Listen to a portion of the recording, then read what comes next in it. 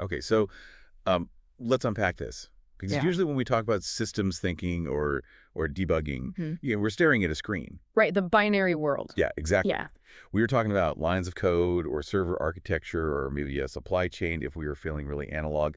It is all very clean. Clean, logical inputs and outputs. Right. But today we are taking that exact same debugger mindset, that really rigorous logical framework, and we are dropping it into something significantly messy. Way messier. We are dropping it into a muddy outdoor pond in February 2026. It is such a fascinating collision of worlds, honestly, because the source we are looking at today is a blog post from kinanmeng.org, and the specific entry is titled Notes on Fishkeeping Part 199, and it's subtitled The Start of Another Guppy Colony, published just a few days ago on February 17th. And I just have to say, that number right there, Part 199, is your first clue that we are dealing with someone completely unique here. It implies a very serious commitment to the bit Part 199 of just the fishkeeping notes. The author, Ang Kian-meng, describes himself as an old software plumber. Which I love. It is a great title. He is a guy who spends his time tinkering with free Libra and open source software, so Haskell, Erlang, Python. Fixing broken code, dealing with type errors.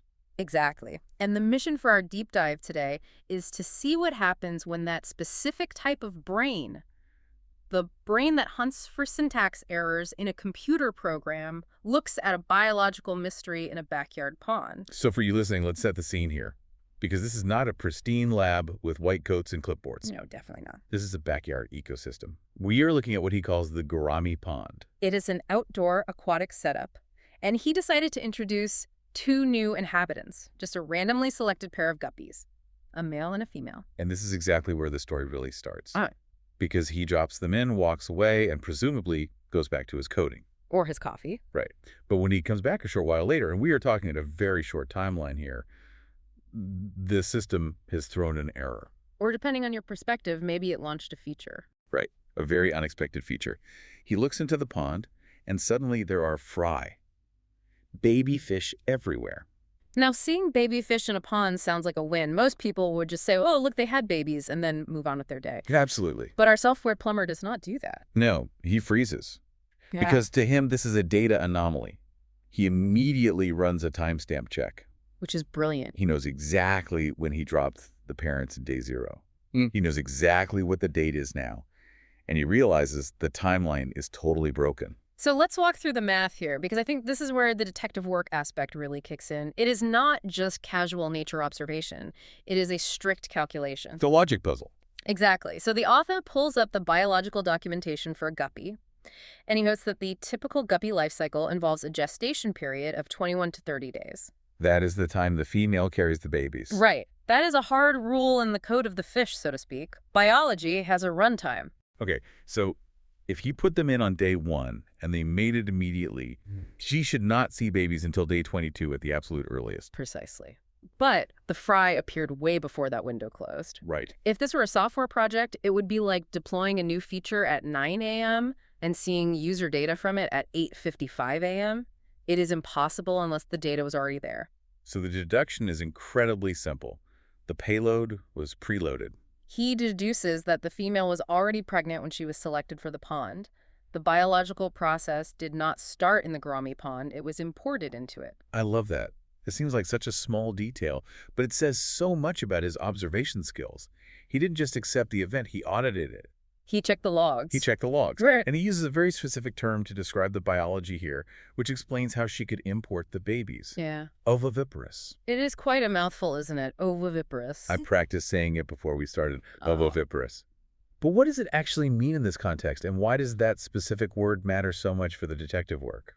It is the mechanism that makes this preloading possible. Okay. So unlike fish that lay eggs on a leaf and just hope for the best, where you would physically see the eggs sitting there for days, guppies are live bearers. They carry the eggs internally. Exactly.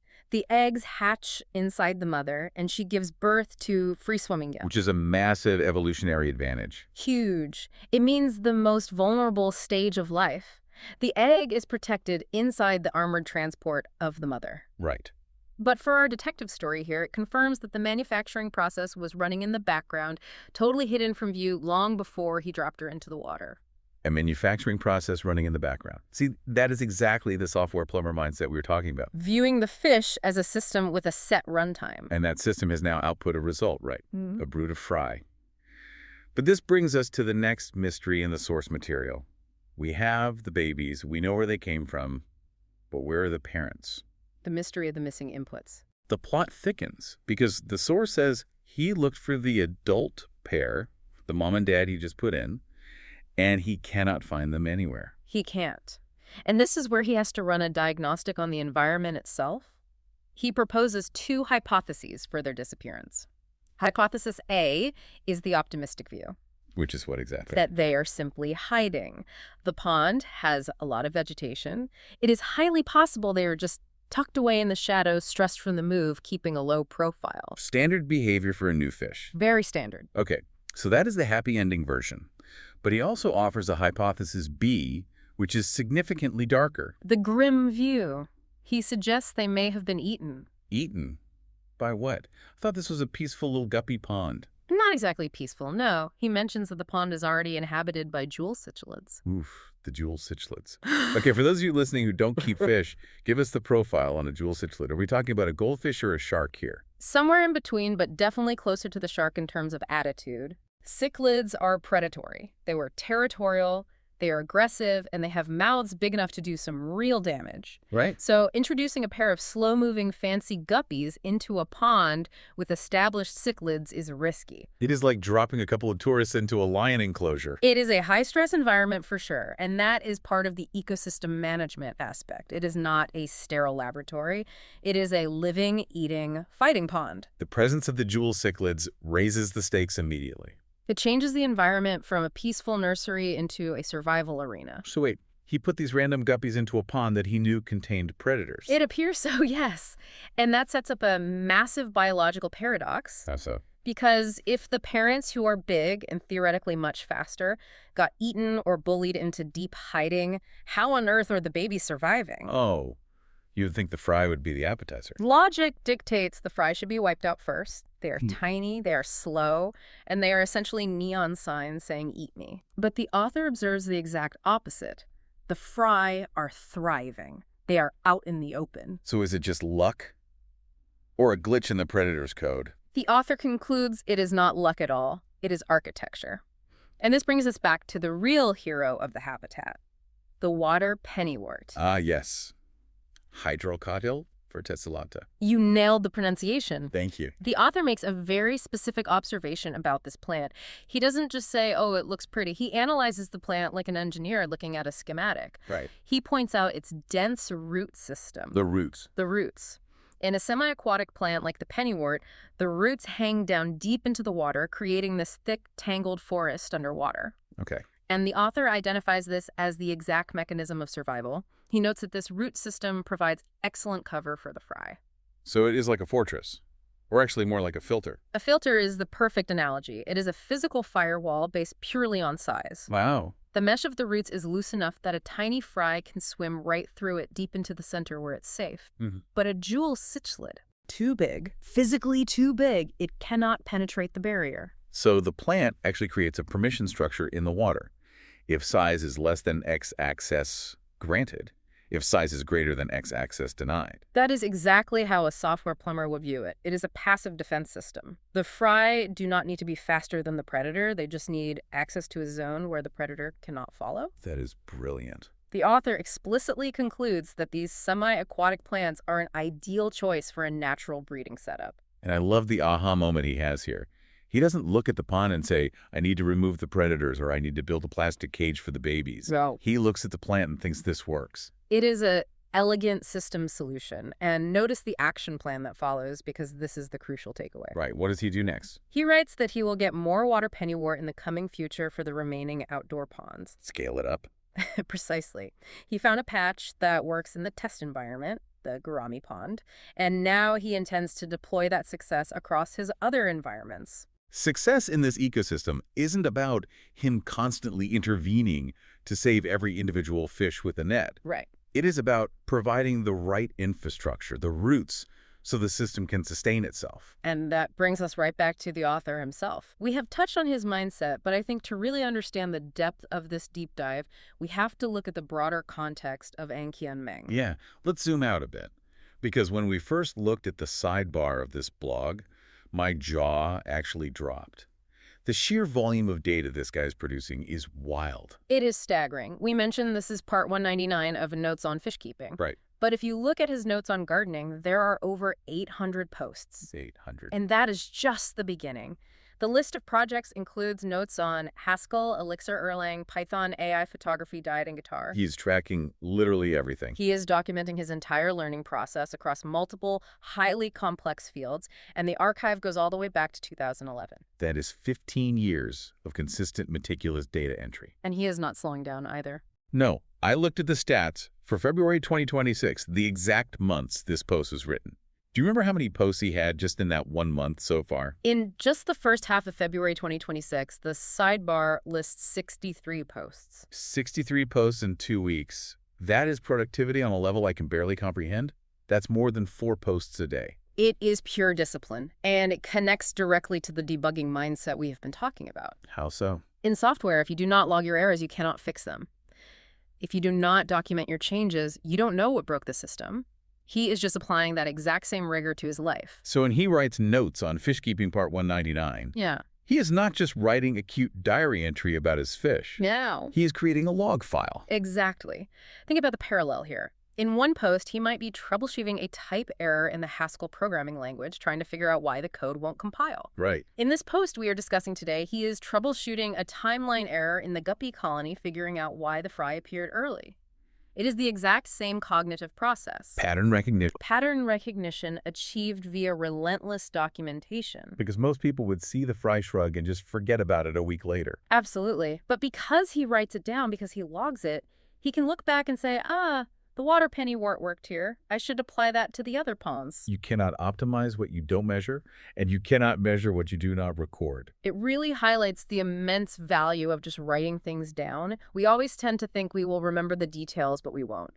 Human memory is lossy. It corrupts data. It really does. He didn't just remember the gestation period. He looked it up, he calculated the delta, and he recorded the final result. And notice the other sidebar topics. Notes on networking, troubleshooting a leak. Notes on gardening why red panda. Notes on Haskell validating. It is all about figuring out how complex things work. Whether it is computer network or a root network, he is constantly probing the system to see what makes it tick. I also noticed he has a section on his site called This Week in Review. So he is even doing a meta-analysis of his own logging. Which is a classic agile software development technique. You do a sprint, and then you do a retrospective to see what went well and what failed. He is running his life like a well-managed open source project. He really is. That is fascinating. And I love that he calls himself a software plumber. It is such a humble title. He is not calling himself a tech wizard or a guru. He is a plumber. He connects pipes and he fixes leaks. It implies such a practical, hands-on approach. Plumbers don't deal in abstract theories. They deal in flow and blockage. And in the pond, the flow is the life cycle of the guppy. The blockage was the predator, and the fix was the plant roots. It is all just problem solving. It makes you wonder what else is hiding in those 800 gardening posts. There is probably a masterclass in biology hidden in there, fragmented across 15 years of notes. Almost certainly. And that is the true power of the long tail of blogging. Right. He isn't writing for an audience of millions who need breaking news. He is literally just writing notes. He is building a personal knowledge base. But by making it public, by putting it out there, he allows us to peek over his shoulder and learn that pennywort is good for guppies. And that guppies are oviviparous? I am never going to forget that word now. It definitely sticks with you once you know it. It's really cool to think that somewhere out there, another fish keeper might be struggling with predators in their pond, stumble upon part 199 of these notes, and save their entire colony just because Meng decided to write a blog post on a Tuesday in 2026. That is the beauty of the open web. Small, hyper-specific observations, when indexed and searchable, become vital solutions for others. It is like time-traveling advice. So let's circle back to the pond for a second to wrap this up. We have the fry surviving in the roots. We have the author planning to buy more plants to scale his solution. Right. Is there a broader lesson here for you listening about how we handle our own ecosystems? Because obviously we aren't fish, but we definitely have predators in our lives. I think there absolutely is. Often when we are faced with a problem like the jewel cichlids eating our work, or just the chaos of daily life overwhelming our fragile new projects, our first instinct is to fight the predator. We try to remove the distraction completely, or we try to guard the project with sheer willpower. We try to stand guard over the pond with a stick. We try to build a wall. Exactly. But the software plumber approach is fundamentally different. He didn't fight the cichlids. He didn't remove them. He acknowledges that they are a permanent part of the system. Right. Instead, he simply introduced a structural element, the Water Pennywort, that allowed the fry to coexist with the danger safely. He changed the environment, not the actors. Yes. Yeah. He tweaked the physical variables of the habitat. It is a more passive, but much more sustainable form of protection. I love that. If you find the right root system for your workflow, you don't have to constantly fight for survival every single day. The structure does the heavy lifting for you. That is a really powerful idea. So in a work context, maybe that root system is a specific block of time where you turn off your notifications. Right. You aren't killing the distraction. The predator is still out there. Yeah. But you have created a zone where your little ideas can swim without getting eaten before they mature. A sandbox. A filter. It allows the small, fragile things to survive long enough to get big. Because once the guppy is fully grown, it can probably dodge the cichlit on its own. Exactly. But it desperately needs that nursery phase, and you have to consciously build that nursery. And the plumber knows that you cannot just hope the nursery exists. You have to install it. Yeah. You have to actively go out and buy the plant. And verify it works. And then critically, you have to document it. Document it. That is a part we always forget. Always. We solve a problem once we feel really good about it, and then 6 months later, we encounter the exact same problem and have to solve it again from scratch because we didn't write it down. Qian Meng never has to solve the guppy survival problem again. He has the note. Yeah. Part 199. Done. And he can link back to it forever. That is true efficiency. So what does this all mean for us? We have got a detective story about fish, a lesson in biology, and a masterclass in the debugger's mindset. I think the core takeaway here is the absolute power of the log. It sounds so boring though, right? Nobody wants to do paperwork. It does sound boring. But this story proves that observation without documentation is just a fleeting memory. Right. Observation with documentation is science. It is actionable data. If you want to improve any system in your life, your health, your finances, your garden, you have to start by writing down what is actually happening. Not what you hope is happening. Yeah. What is actually happening. Because the data doesn't lie. The timeline did not lie about the pregnant guppy. Exactly. Be the debugger of your own life. Look for the anomalies, check the timestamps, and when you finally find a solution, write it down. And maybe buy some plants. Specifically, Hydrocotyl verticillata. Hydrocotyl verticillata. Man, that is just fun to say. It really is. Okay, well, we have covered the math, the biology, and the philosophy of the software plumber. It is amazing how much deep insight you can get from a single blog post about a couple of random fish. It shows that there is depth literally everywhere if you are willing to look closely for it and, of course, document it. Absolutely. So as we wrap up this deep dive into qianmeng.org and the case of the mysterious fry, I want to leave you with a thought. Okay. The author solved his problem, not by fighting the predators, but by adding a simple plant that provided structure and safety. And he is now going to replicate that Water Pennywort strategy across all his ponds. A reproducible solution. Exactly. So here is the question for you to mull over. In your own life or your own work, what is your Water Pennywort? Oh, I like that. What is that simple structural change, that root system you can add to your environment that will naturally protect your new ideas or your fragile projects from being eaten alive? Think about it. Maybe you don't need a bigger fence.